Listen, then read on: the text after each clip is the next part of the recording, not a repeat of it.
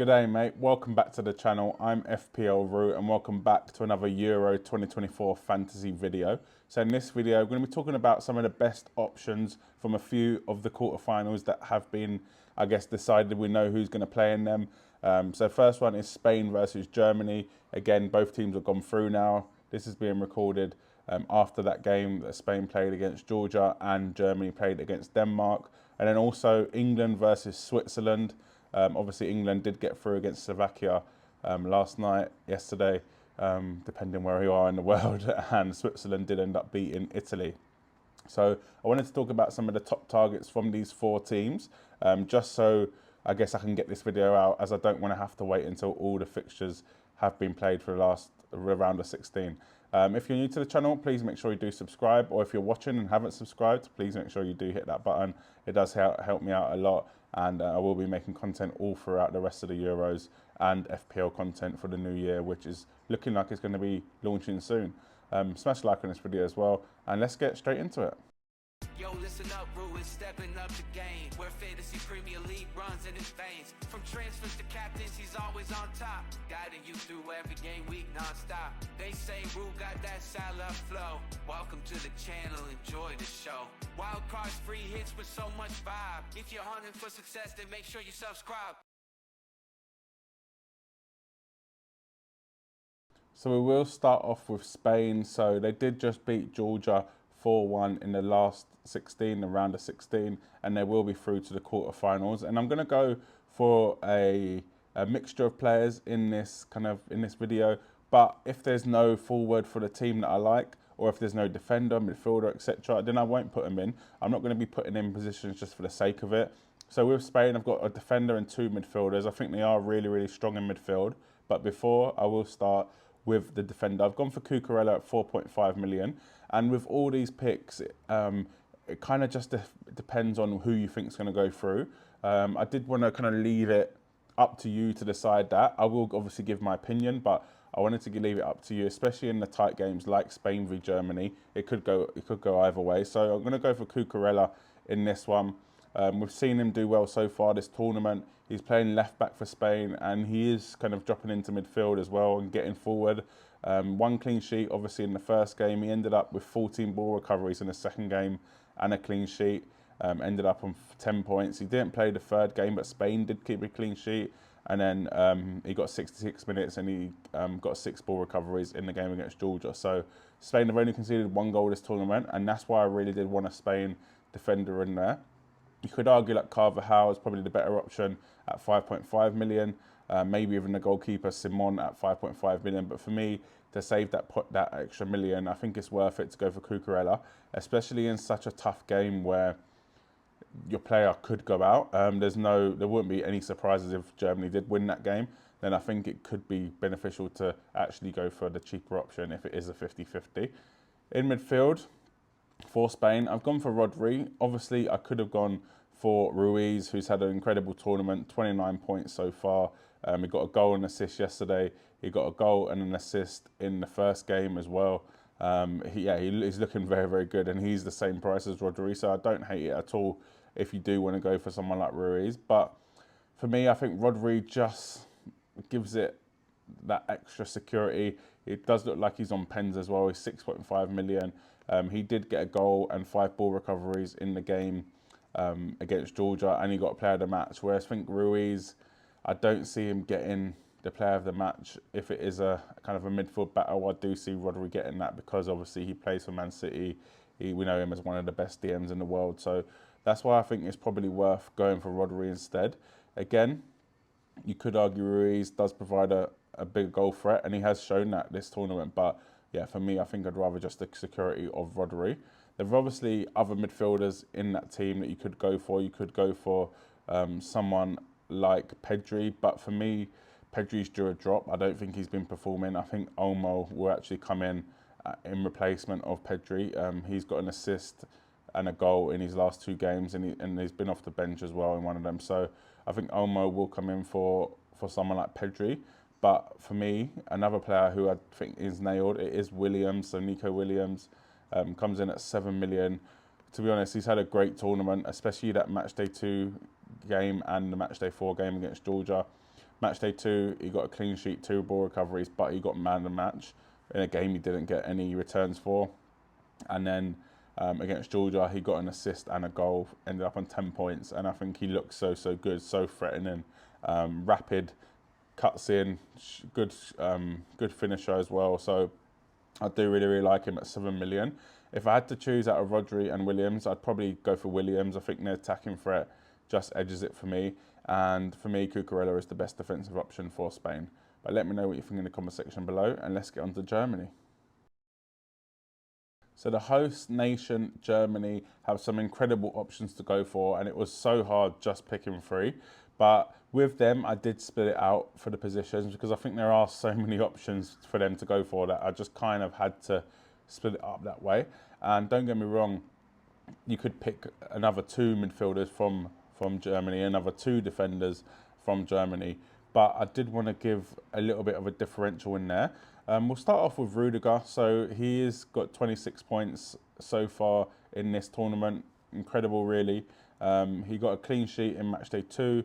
In match day 3, he ended up with 7 ball recoveries, ended up on 4 points. And then match day 4, he got a clean sheet, 12 ball recoveries, and player of the match.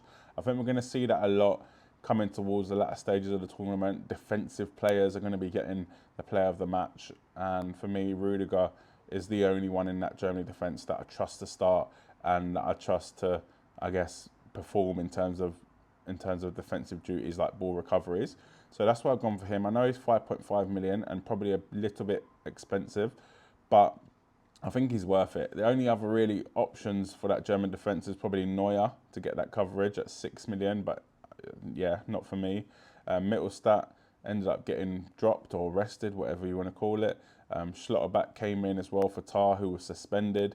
So for me, the only one you can guarantee starts is Rudiger. So that's why I've got him in there. Midfield, there's so many options to go for. Obviously, Gundogan has had a good tournament, kind of running the show for Germany, and obviously does get a few goals, but he's not on penalties. It's now been confirmed. He was on the pitch. He didn't get fouled for the penalty, and Havertz took it. But that's why I've gone for Musiala, 8.5 million. He's had an incredible tournament so far. He scored 3 goals.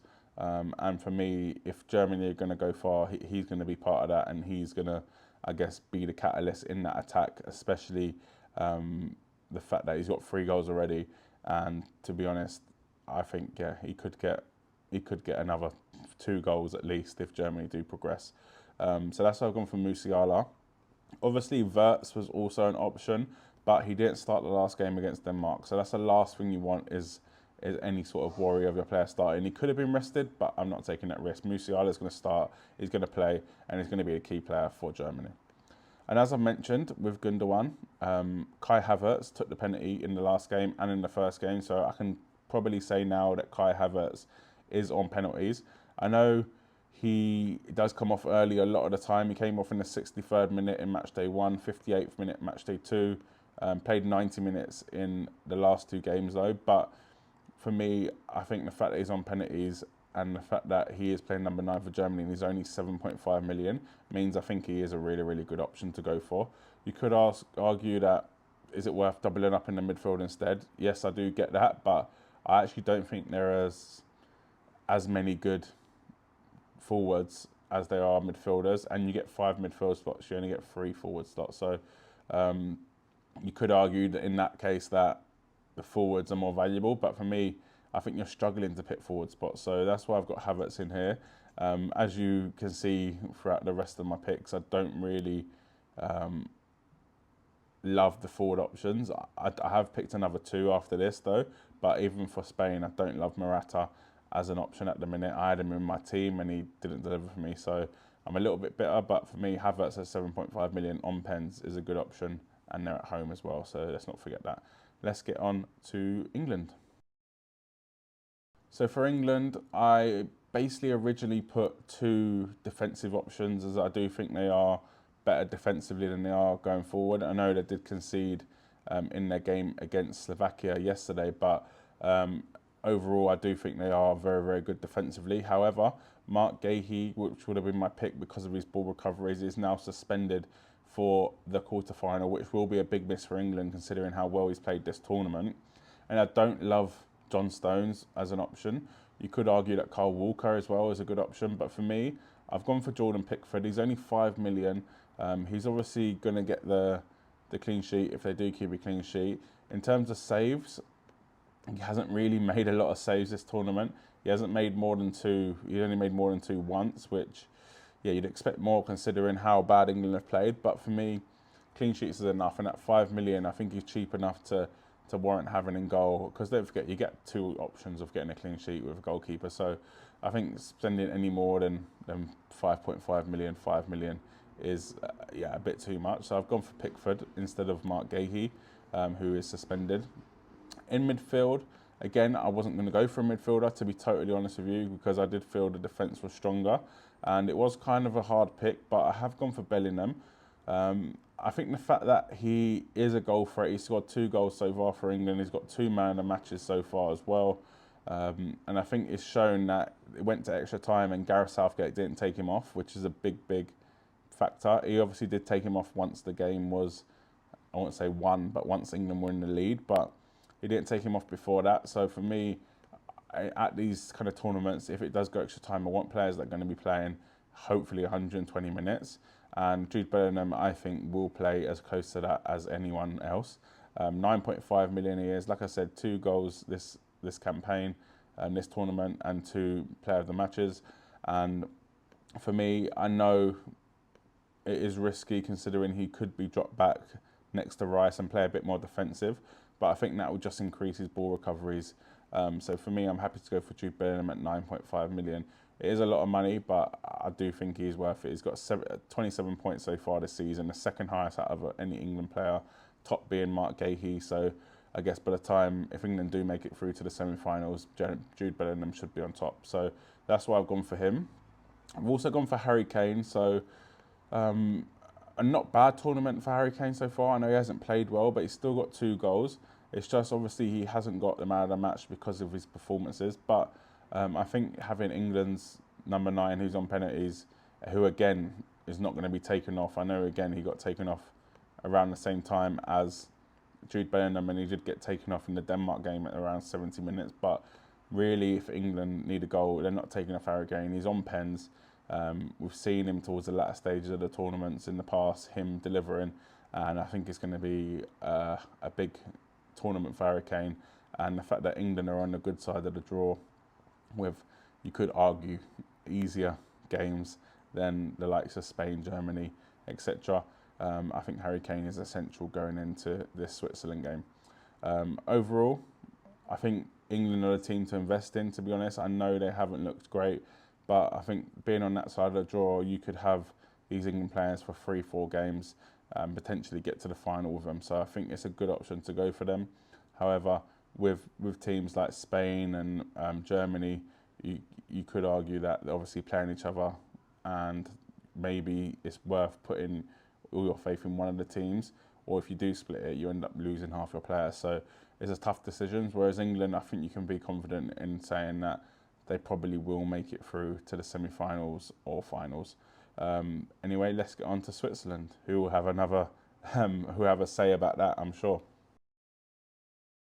So it is hard to pick Swiss players because I guess they're facing England, one of the tournament favourites, but I'm not saying they're a bad team at all, as they've shown this tournament. They've got a draw against Germany, they've beaten Italy, beaten Hungary, so they are a very, very good team. Do I think they'll beat England? No, but if you do, then I think these are some of the players that you should be bringing in. So we've got Manuel Akanji, the Manchester City defender. He's only 5 million. And he's had an incredible tournament so far in terms of ball recoveries is the main thing. So Switzerland have only kept 1 clean sheet against Italy in the round of 16. But in terms of ball recoveries, he's got 6 against Italy in matchday 4. Matchday 3, he got 6. Matchday 2, he got 6. And player of the match. And then matchday 1, he got 11.